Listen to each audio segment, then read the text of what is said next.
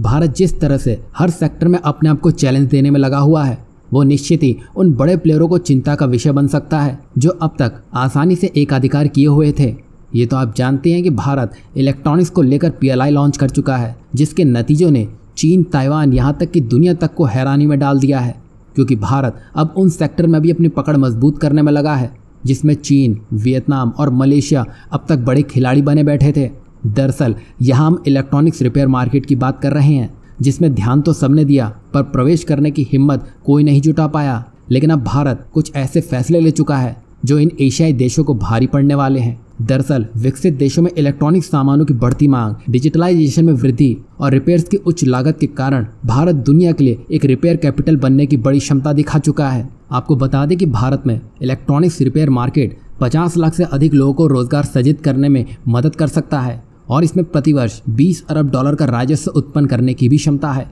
वहीं अमेरिका और यूरोप जैसे विकसित देशों में इलेक्ट्रॉनिक सामानों की रिपेयर कॉस्ट ज़्यादा होने के कारण वे उन्हें ओवरसीज भेजते हैं। और आपकी जानकारी के लिए बता दें कि $100 बिलियन के विशाल मार्केट में वर्तमान में चीन और मलेशिया ने कब्जा जमाया हुआ है और अब यहीं से भारत के दांवपेच शुरू होते हैं, जिसमें भारत ने आयात निर्यात नियमों में ढील देकर खुद को एक इलेक्ट्रॉनिक रिपेयर सेंटर के रूप में स्थापित करने के लिए एक पायलट परियोजना शुरू करने की बड़ी घोषणा कर दी है, जिसमें MAIT के महानिदेशक अली अख्तर जाफरी ने कहा है कि सरकार टैक्स अथॉरिटी के साथ समय पर मंजूरी के लिए अप्रूवल प्रोसेस को आसान बनाने पर सहमत हो गई है, जिससे रिपेयर के लिए जो भी अप्लायंसेस आएंगे उनको देश में आसानी से आने जाने का क्लियरेंस मिल सके। और सरकार के इस पायलट प्रोजेक्ट में लिनोवो और सिस्को सरकार के साथ भागीदारी में काम करने वाले हैं, जो कि मेक इन इंडिया की तर्ज पर होने वाला है। वहीं रिपेयर आउटसोर्सिंग इलेक्ट्रॉनिक निर्माताओं को भारत में अपनी उत्पादन क्षमताओं को और बढ़ाने के लिए भी ये प्रोत्साहित करेगी, जो कि सप्लाई चेन में बने रहने के लिए एक महत्वपूर्ण कदम रहने वाला है।